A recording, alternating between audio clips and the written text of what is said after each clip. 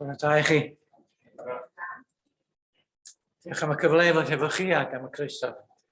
Gawn ni edrych ar air Duw fo'n gilydd a rhoi mawl i Dduw a chlod i Dduw y bore yma wrth i ni ymuno fel hyn mewn addoliad. Chwn ni weddion eto. Duw ein tad, cria galon lan yno, fel ein bod ni'n daddoli di, gyda fawrygu di a gyda ddyrchafu di yr awr yma gyda'n gilydd. Mae'r feddiant ohonom ni, meddiant llwyr ohonom ni, fel bod ein meddwl yn llawn o thwirioneddau di, ein calon yn llawn o gariad sydd ata ti, ein hywyllus yn barod i ddilyn dy lwybrau di. Gad i ni allu cyfrif ein bendithio yn y bore yma, gad i ni roi mawl i ti a diolch i ti amdano ni. Pan ni ymddiried yn y ti bore yma, yna bob amgylchiad da ni'n dod i wyneb ag o ac sydd yn wedi dod i'n rhannu. Ac ydym ni'n trwyddo fo ar hyn o bryd. Yn dras. Yn Iesu Grist felly rwan. Amen. Fe am i ni ddarllen salm efo'n gilydd, rwan, os gwelwch yn dda, yn caneuon ffydd. Salm sydd dan rhif 963, sef bymthegfed salm 963. Yno ni.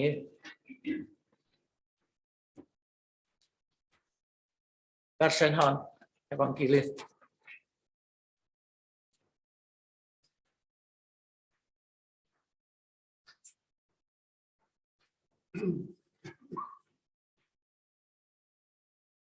Rwy gyda'n gilydd. Arglwydd, pwy a drig yn dy babell, pwy a breswylia yn mynydd dy sancteiddrwydd, yr hwnna rodia yn berffaith ac awnel gyfiawnder ac a ddywed wir yn ei galon. Heb absenu a'i dafod, heb neithiwr drwg i'w gymydog, ac heb dderbyn enllyb yn erbyn ei gymydog. Yr hwn y mae'r drygionus yn dirmygus yn ei olwg, ond anrydedda rhai o ofnant yr arglwydd. Yr hwnna dwng i'w niwed ei hun ac ni newidia. Yr hwn ni roddes ei arian ar y syrian, ac ni chymer wobr yn erbyn y gwirion. Awnelo hyn, ni dysgogir yn dra gywydd. Fi drawn ni'n hemyn gyntaf, 184. Dyrwy'n ni weld o'r newydd mae ti arglwydd yw'n rhan, a'i dy bresenoldeb hyfryd gyda thweision i bob man. Tyrd i lawr arglwydd mawr, fod y fendith yma nawr. Ymddisgleirio yn y canol, gweld y bobl yma ynghyd, yn hireithi a ddwyn Iesu, am gael gweld y wyneb pryd. Colau cry o ddifri, chwalo bob rhyw wmwl dyn. Deied yr awelon hyfryd, effaith ysbryd gras i lawr, llifed atom afon gywyd, dardd o dan yr orsedd fawr, arglwydd da, trigar ha, ysychedig rai, dyfrha. 184, diolch.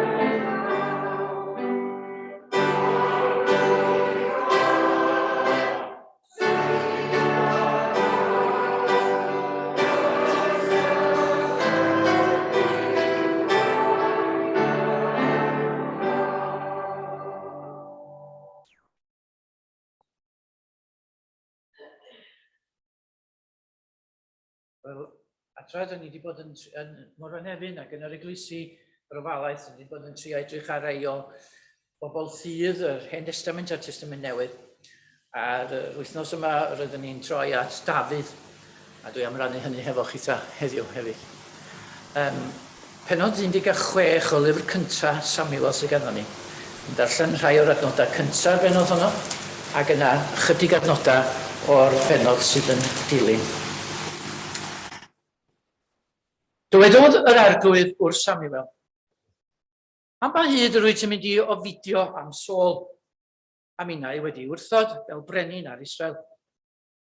Canod y gorn a golew, a dos rwyf yn danfon at Jesse o Bethlehem, oherwydd rwyf wedi gweld brenin ymysg ei feibio nef. Fynodd Samuel, sy'n fedra i fynd, os cliw Saul fe'n lladd. Dywedodd yr arglwydd, os a heffer gyda si, a dywed fod wedi dod i aberthu'r arglwydd. O wahoddiad i Jesse i'r aberth. Os a fi wneud ti beth i'w wneud, ac ein uniau ni yr un a ddywedaf wrthyt. Gwnaeth Samuel fel y dywedodd yr arglwydd wrtho, a mynd i Bethlehem. Pan ddaeth henuriaid y dref yn gynhyrfus i'w gyfarfod a gofyn, ai mewn heddwch y deithast? Atebodd yn tai, ie, mewn heddwch, i aberthu'r arglwydd yr wyddi yma. Gysegrwch ac ymunwch am i yn yr aberth. Cysegrodd yn tai Jesse a'i feibion a'i gwadd i'r aberth. Fel yr un yn dod, sylwodd ar Eliab, a meddyliodd, yn sicr, dyma'r uniniog ger bron yr arglwydd. Ond dywedodd yr arglwydd wrth Samuel, paid ag edrych ar ei wedd neu daldra, oherwydd rwyf wedi wrthod. O blaid, nid yr hyn a wel mi drolyn, mae Duw ni weld. Yr hyn sydd yn y golwg a wel mi drolyn. Ond y mae'r arglwydd yn gweld beth sydd yn y galon. Yna galwodd Jesse am Abinadab a'i ddwyn ger bron. Ond dywedodd Samuel, nid hwn chwaith a ddiwisodd yr arglwydd. Yna parodd Jesse i sama ddod, ond dywedodd Samuel, nid hwn chwaith a ddiwisodd yr arglwydd. A parodd Jesse i saith o'i feibion ddod ger bron Samuel, ond dywedodd Samuel wrth Jesse, ni ddiwisodd yr arglwydd yr un o'r rhain hyn. Yna gofynodd Samuel i Jesse, ai dyma'r bechgyn i gyd? Tebodd yn tai, y mae'r iengaf ar ôl yn bugurio defaid. Meddai Samuel wrth Jesse, anfon amdano. Ni daw ni oddi yma nes iddo ddod. Felly anfonodd i'w gyrchu. Roedd yn britsgoch, chadolygaid gloiw, gynhard yr olwg. Ac wedodd yr arglwydd, tyrd, eniniau ef, oherwydd hwn ydyw. Merodd Samuel y corn olew a'i eneinio nghanol i frodyr, a disgynodd ysbryd yr arglwydd ar Dafydd o'r dydd hwnnw ymlaen. Yna oedd Samuel yn ôl i'r ama. Na mi gawn ni hanes Dafydd yn mynd yn ôl, yn gilio wrth gwrs, ac yn mynd yn ôl ymlaen i wersyll Saul. Ac yna mi gawn ni gais gan Saul fel hyn, anfonodd Saul a Jesse, a dweud, rwyf am i Dafydd gael aros yn y gwasanaeth, oherwydd rwyf wrth fy modd gydag ef. Pryd hynny byddai ysbryd drwg yn blino Saul, byddai Dafydd yn cymryd ei delyn ac yn ei chanu. Byddai hynny ysmwythad i Saul a'i wella, fel bod yr ysbryd drwg yn cilio bod i wrtho. Roedd yr Israeliaid yn cael ei herio gan Philistiaid a Goliath gawr, fel ydych chi'n cofio'r hanes. Ac mae'r Goliath, yr enw herwyn nhw'n dweud, nodwch ag un o'ch bod chi i ymladd yn dderbyn ni. Ac rwy'n ni setlo'r mater felly, fel hyn mae'n siarad. Ychwanegodd y Philistiaid, a rwy'n i heddiw yn herio rhengwaith Israel. Dewch a gŵr yn tai, i mi gael ymladd a'n gilydd. Mae'n dod Saul a'r Israeliaid y geiriau hyn gan y Philistiaid.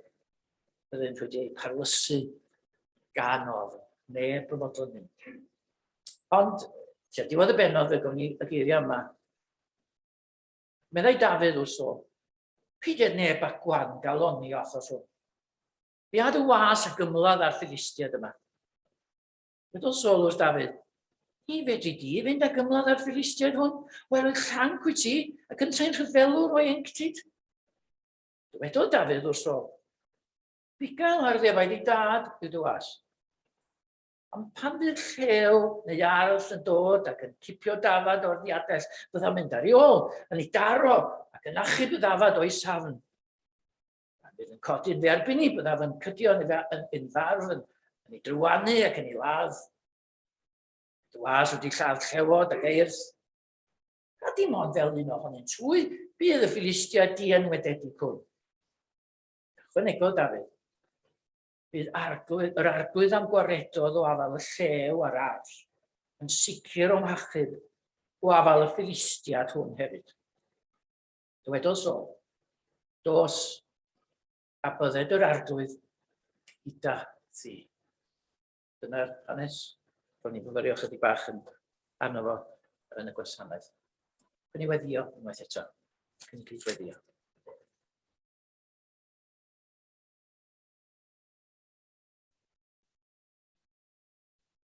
Un sy'n nabod ein calon I wyt ti arglwydd. Gorwn ein calon gerdd y bron. Rhai yda ni arglwydd sy'n ymwybodol iawn o'n gwendida, methianna. Rhai sy'n euog gerdd y bron di, o anghofio dy ddeddfau a thormanion. Eisio'n llwybrau'n hunan weithiau. Ffyrdd yn hunan. Dyn ni'n dod ata ti rwan. Yn enw dy fab di, Iesu Grist. Hwn sydd wedi rhoi hawl, yn enw hwn sydd wedi rhoi hawl I ddod ata. Ac I ddod ata ti fel plant, dalw di'n dad I ni. Lly dad nefol trwy garhawch I ni. Delia anheuogrwydd ni, fel bod ni'n cael blas dy faddeuant ti. Delia anhysbryd ni fel bod ni'n cael ein harwain ar hyd y lwybrau di o'r newydd. Gan I di brofi heddwch y cymod sydd trwy waed Iesu Grist. Gan I brofi y heddwch a stangnefeth. Byddwn ni ata ti felly I ofyn dy faddeuant o'r newydd. I ddiolch am ffordd Calfaria, am y groes a'r aberth sy'n digon dros ein pechodau ni. Byddwn ni ata ti gyda'n beichiau, gyda'n hofnau, gyda'n pryderon. Byddwn ata ti yn ein gwendid I gyflwynwn y pryderon hynny ti a'r beichia hynny ti, a'r anghenion hynny ti. Yn hyd â yn beichiau dros eraill, yn deulu, yn ffrindiau, yn gymdogion, yn gyd-aeloda. Rhai mewn galar, rhai mewn tristwch, rhai mewn gwyledd corff, yn gwyledd meddwl. Rhai yn cael bywyd yn anodd, yn bylchiadau, yn ei llethu. Da ni'n ei cyflwyno'n I ti ac yn cyflwyno'n hunain I ti. Gan diolch mai meddyg da wyt ti. Mae arglwydd sy'n cynnal wyt ti. Arglwydd sy'n gwella briw wyt ti. Fe diolchwn I ti. Mae bigael da wyt ti. I ni. Byddwn ni ger dy fron di a chyflwyno yr eglwys yma, ardal yma, yr ardaloedd yma I ti. Gofyn am ras sydd eglwysi di, dy eglwys di, dy bobl di, mewn gwahanol fannau na ddoli allan bore yma. Felly o arglwydd o goneddu dy enw di. A datguddio dy enw di, yn y gymdeithas sydd ohoni. Gofyn o arglwydd, ar I ti bod yn drigarog wrth di eglwys, da ni'n wan arglwydd y dyddiau hyn. Da ni'n gweddio am I ti o arglwydd dywallt ysbryd yn helaeth. Fel bod ni'n perthynas ni fel pobl, fel dy gorff di, yn agosach at ti. Yn llawnach, bod ni'n nabod yn well. Bod ni'n deall mwy ohono ti. Fod o obaith di yn dod i'n calonau ni ac I galonau dy bobl di. Yn ein gwlad ni, yn dy eglwys di. Ni'n gweddio arglwys. Bydd o obaith di'n disgleirio ohono ni. Fywydau eraill. Da ni'n gweddio arglwydd y bydd y nerth di arno. Fel bod ni'n gallu tystio Bydd y nerth di arnom fel bod ni'n gallu dyfalbarhau a bod y ddeddf yn gryf. Clywyn gweddiau felly dros di eglwys. Clywyn gweddiau y bore mae'n tad dros y byd mae a'i blindera.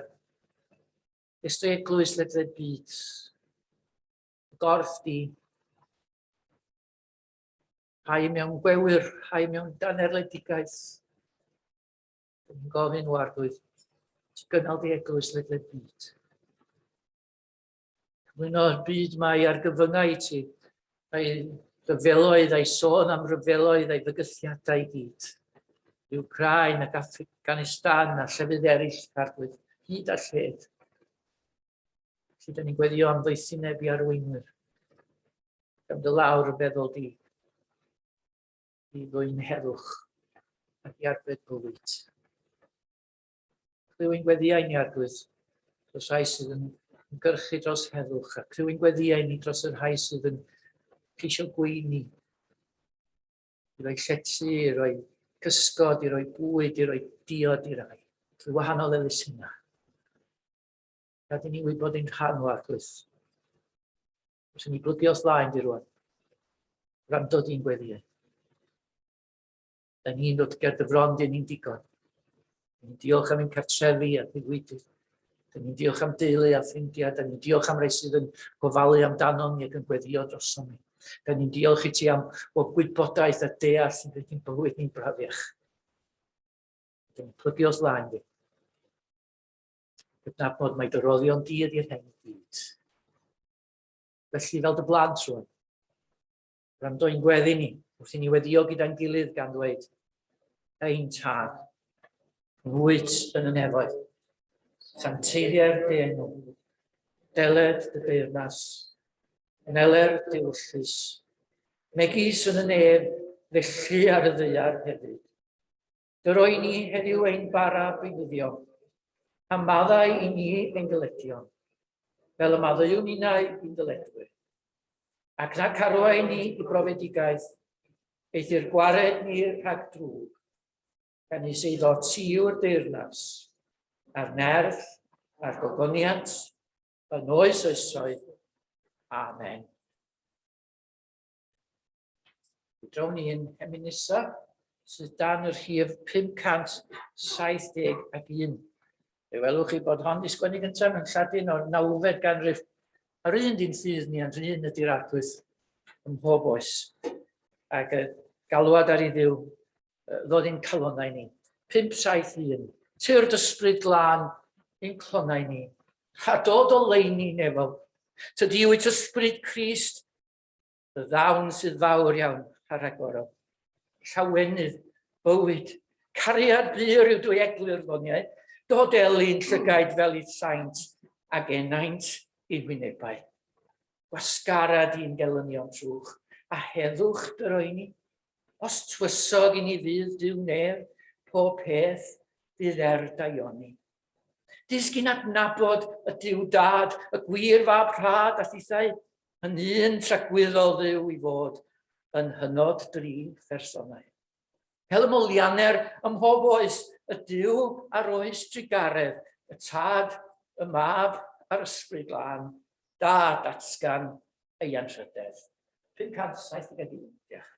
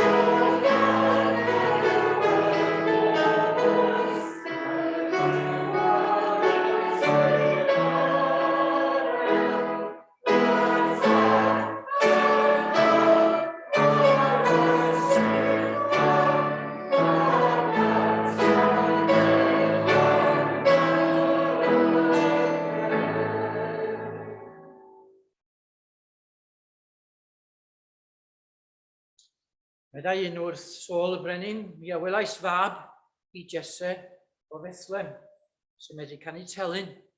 Mae'n nhw'r dewr, yn ddyfelwr, mae'n siarad yn ddeallus ac yn golygus hefyd. Ac yma yw'r arglwydd gydag ef.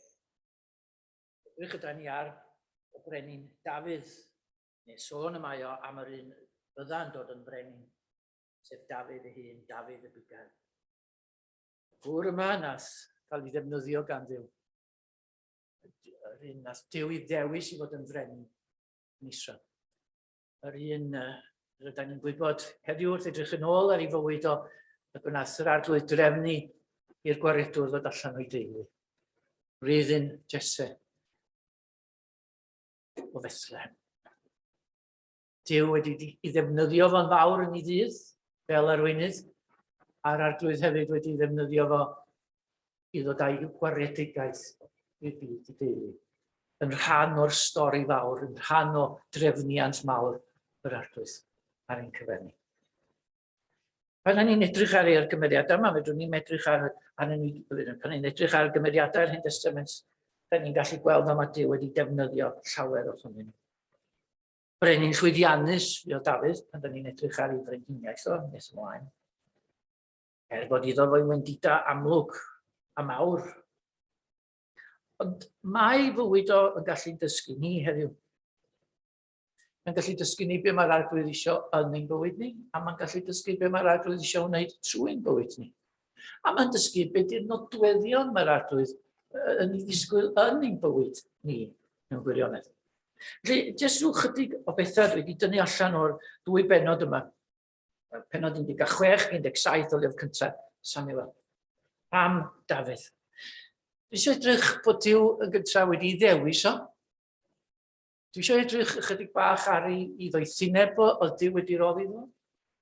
Ac dwi eisiau edrych hefyd ar y doniad y Duw wedi roddi o, neu atgoffa'n hunan o'r doniad y Duw wedi roddi o. A dwi eisiau edrych ar y dewrder o'r Duw ni roedd o I fyw I fywyd ac I wneud I waith. Beth gyntaf dwi eisiau edrych arno fo ydy'r fod Duw wedi ddewis o, bod Duw wedi I gymeryd o I swydd arbennig ac I waith arbennig ac yn iddo iddo fo. Ni'n gyfarwydd ar hanes, ni newydd I ddarllen, newydd I wrando, lle mae Samuel yn cael gorchymyn gan Dduw.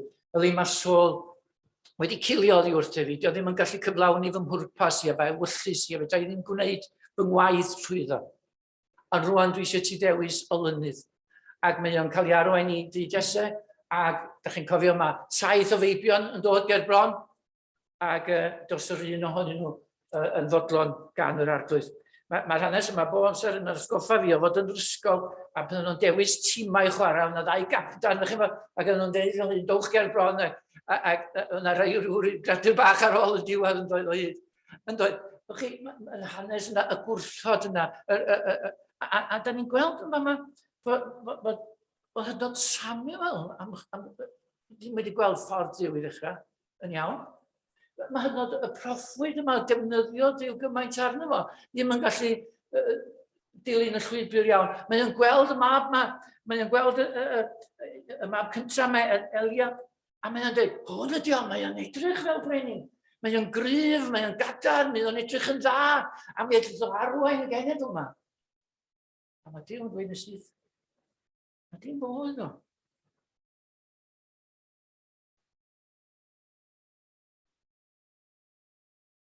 A dyna sy'n ni'n ei weld. Dim fodd o. Dwi'n mynd edrych. Dwi'n mynd edrych ar bethau fel mae pobl yn edrych ar bethau. Fel da chi'n edrych ar bethau. Mae'r llythyr, pan ni'n edrych ar y llythyr yma, da ni'n gweld fod Duw yn defnyddio'r bobl mwyaf anhebygol weithiau, ac annisgwyl weithiau I gyflwyno waith. Da ni'n gweld bod Duw yn edrych I galonna pobl. Mae o'n chwilio am ffydd, am rhaid neu ffydd, neu rhaid ymddiriadaeth yn fo, neu fod yn onest ger ei fron o, neu fod yn gywir gyda go. Ac yn y dan yma, da ni'n gweld bod yr un oedd diddewis, nad wedi cael ei anghofio gan ei deulu hyn. Chyma, oedd y proffwyd yma Samuel yn ddyn bobwysig Ne. Ac I feddwl bod y wledd a bob beth yn troi o gwmpas tŷ Jesse, roedd y ddenga wedi cael ei anghofio'n llwyr gan ei dad, gan ei frodyr, doedd am ydnod i wad i'r dathliadau, i'r addoli ac i'r aberth. Nag oedd? Oedd o'n dal yn bugilio defaid. Oedd ar wahân. Mae Samuel gorfod gofyn, os gen ti fab arall? Oes, mae'n un arall. Pryn maen nhw'n cofio amdano fo? A mae ti o'n dweud, hwnnw, calon hwn sy'n eirin ni. Paid ag edrych ar ei wedd a'i daldra, meddwl Samuel, pan oedd yn edrych ar y bobl. Oherwydd rwyf wedi mibio Jesse, oherwydd rwyf wedi ei wrthod, oherwydd nid yr hyn a wel mae drolyn y mae Duw ni weld. Yr hyn sydd yn y golwg a wel mae drolyn, ond y mae'r arglwydd yn gweld beth sydd yn dy galon. Mae'r arglwydd yn gweld beth sydd yn calona ni fod. Mae'n gweld beth ydym ni'n garu a beth ydym ni'n gysau. Beth yw'n blaenoraethau ni. Lle rydyn ni gyda Duw? Mae'n chwilio am y berthyn yma sy'n fod i berthynas efo. A dyma'r arglwydd.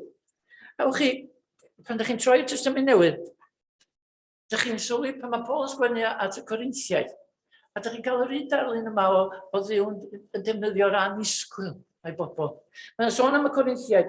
Ystyriwch chi, sut rwy ydych chi alwyd gyfeillio meddwl wrth y Corinthiaid.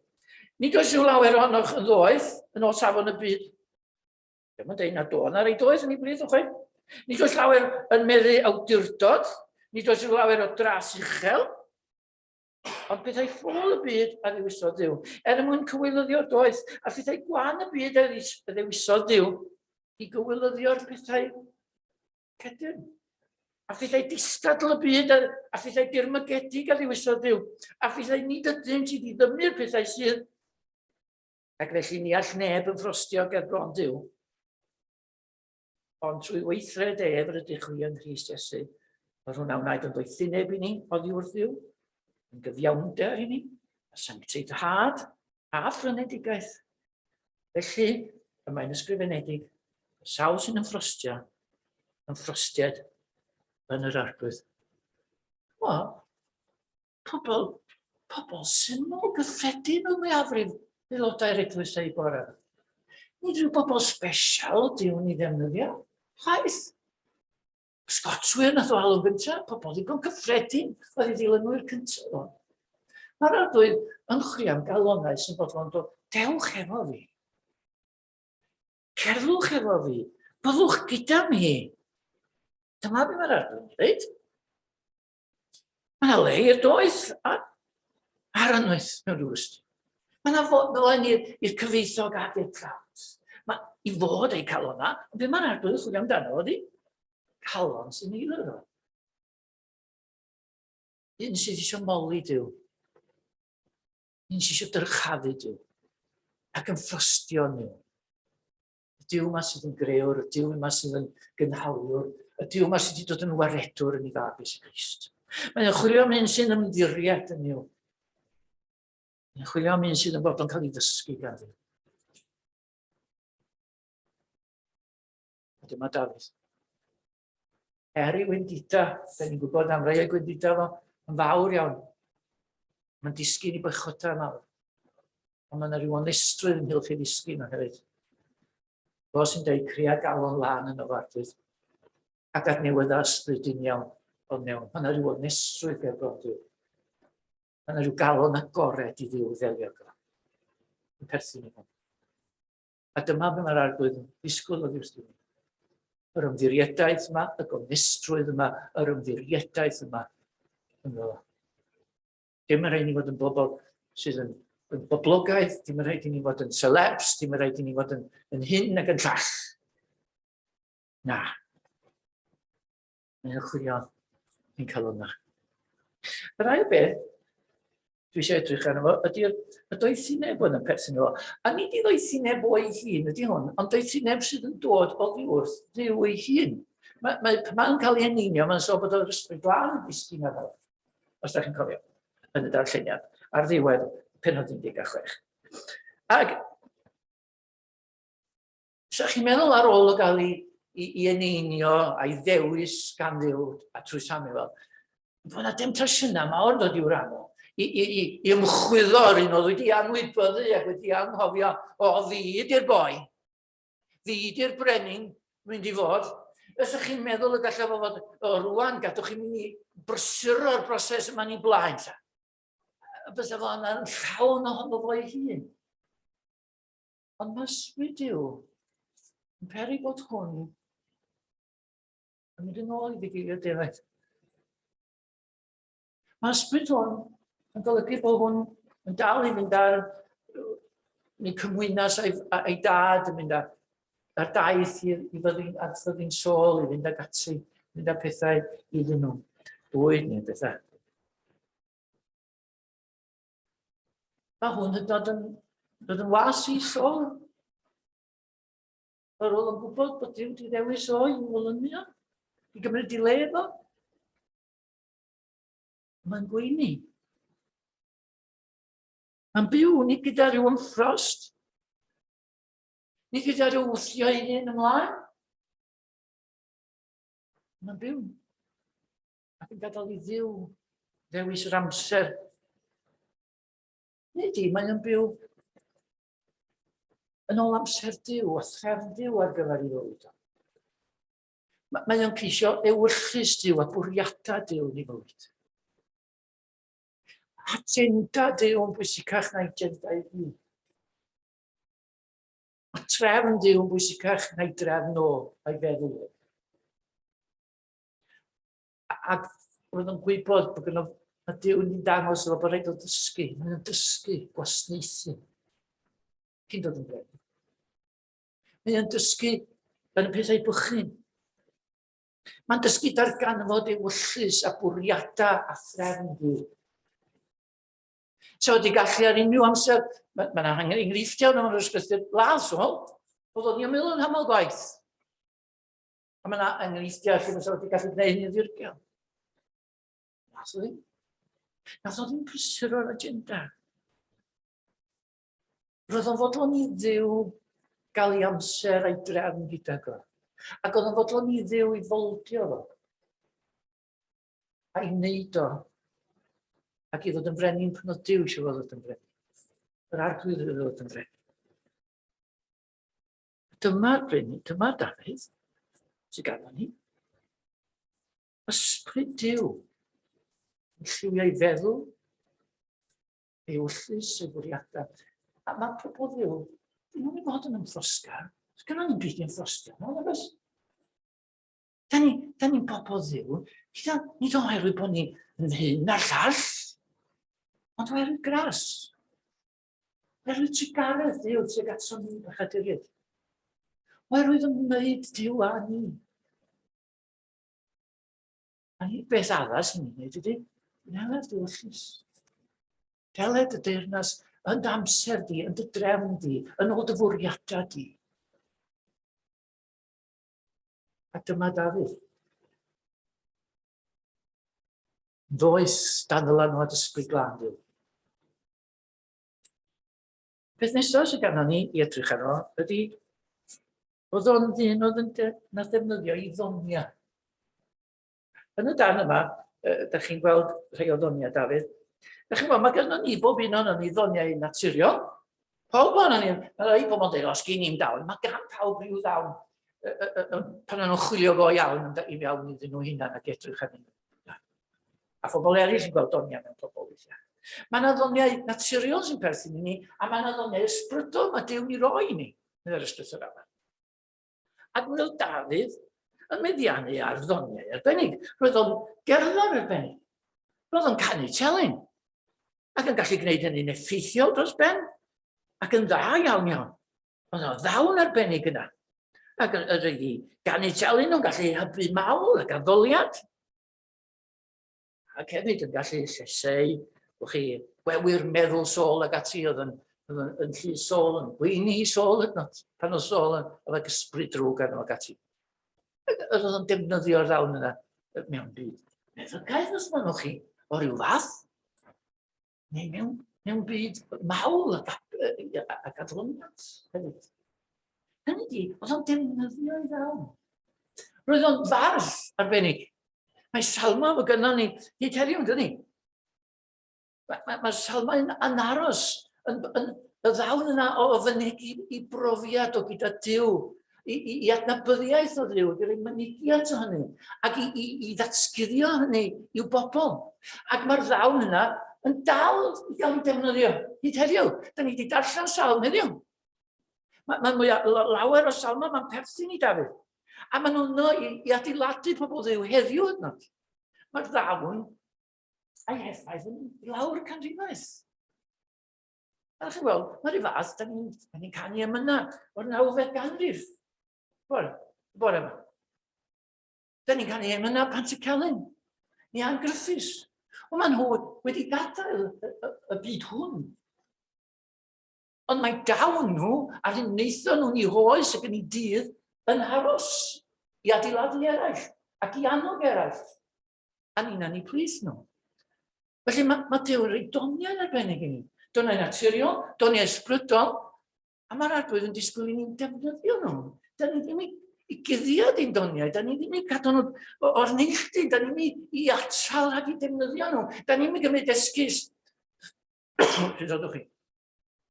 Esgus na dyn nhw ddim, dwi ddim digon da, neu hyn, neu llall. Dwi ddim dweud, trwy ddoniau gwahanol, a trwy ddoniau naturiol, bobl mae Duw'n gallu adeiladu y saint o fewn yr eglwys.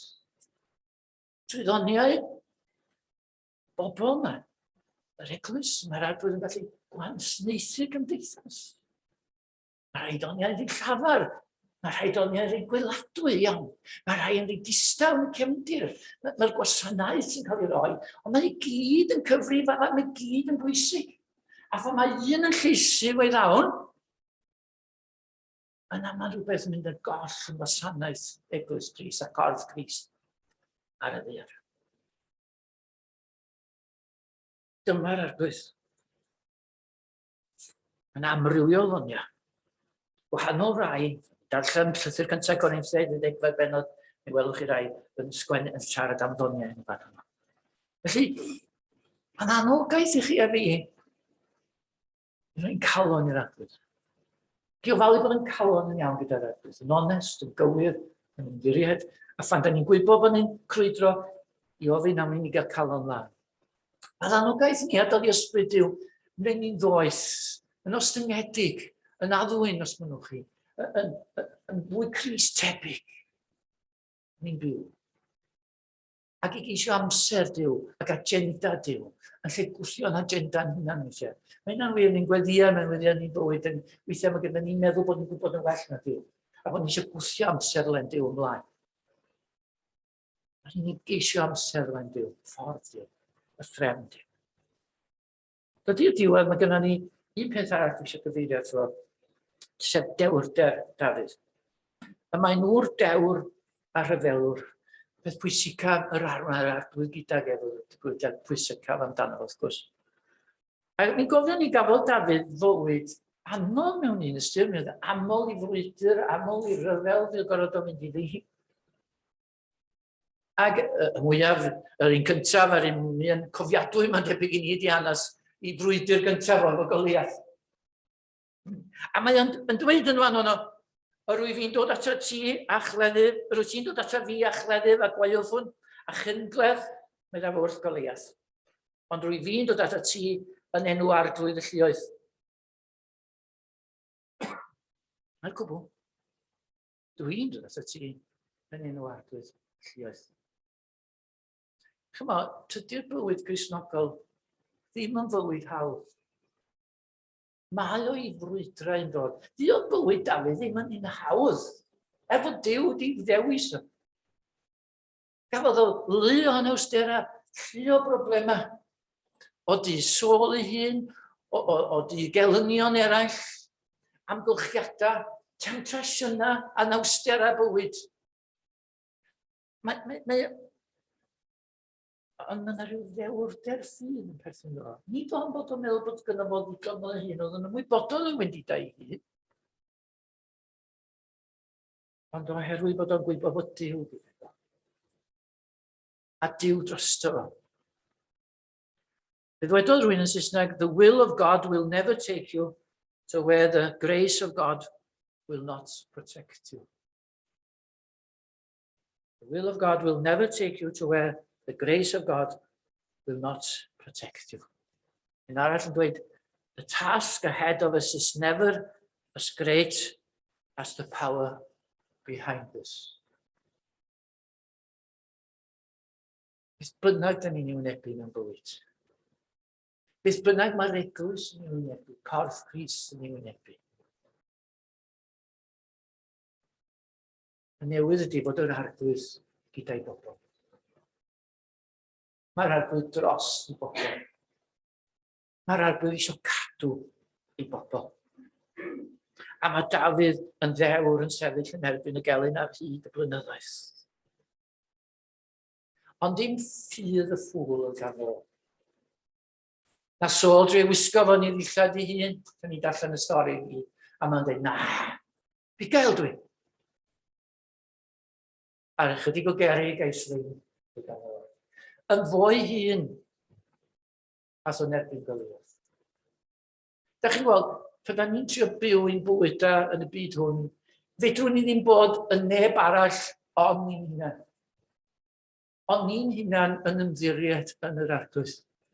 Was neb a trio bod yn hwn neu bod yn llall, ein i fod yn ni gyda'r arglwydd.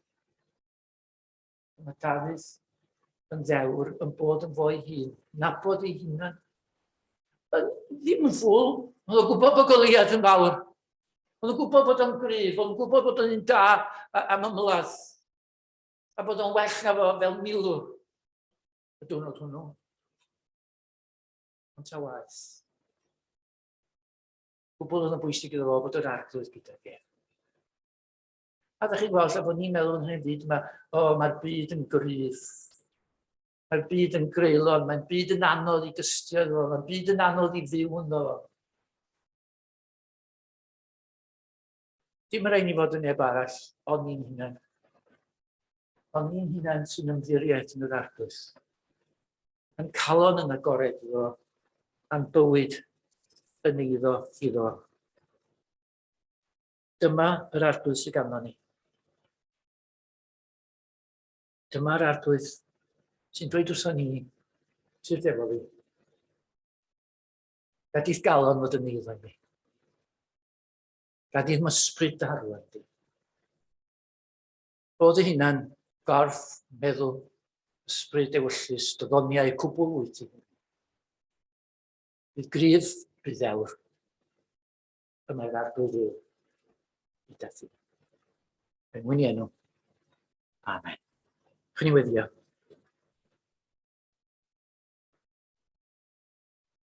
Dyw a thad ein harglwydd Iesu Grist, Dyw y greadigaeth fawr yma, Dyw nerthol, Dyw cadarn, Dyw di symud, di gyfnewid. Diolchwn am dy drigaredd os dystyr, a fod a le i reol ni y dy gwmni di. Diolchwn i ti arglwydd bod ti'n derbyn ni fel rydyn ni. Bod ni'n cael bod yn ni'n hunan yn dywydd diag y dy gwmni di. Efo nhw'n i ti sancteiddio'n myfyrdodau ni, sancteiddio'n ffyrdd ni. Efo nhw'n i ti ddefnyddio'n doniau ni, a gwneud ni'n adnabod ein doniau. Efo nhw'n ti wneud ni'n gryf ac yn nerthu. Efo nhw'n i ti am ras i fod yn bobl sydd yn dy glodfori di. Ac y dweud o hyd, nid i ni, ond i ti o'r gogoniad. Yn Iesu Grist, gwrando ein gweddi. A mynd i fod yn ymwybodol o'r gwmni. Gwrando'n gweddi Iesu Grist. Amen. Mi ganon ni emyn ar ddiwedd ein Oedfa. 707. 707. Cheisiais arglwydd ddim ond hynny. Dim ond treulio nyddiau mas, ddeithis garu a thryfeddu ac yn borthu ar dy ras. Dyna ddigon, cheisiaf nabod ddim ond hyn. Dal fy llygau, dal heb wiro, dal ef ardal ddewid wir, dal fy nrhaed heb gynnig ysgog, allan fydd oedd gyfraith byr. Boed o'r chmynion, i mi'n gysur ac yn hedd. O, darfydded i mi garu unrhyw bleser i sy'n a darfydded i'n myfyrio ar un gwrthrych yn dy le. Aed fy ysbryd, o lloifron yn meiddo i ti. 707, diolch.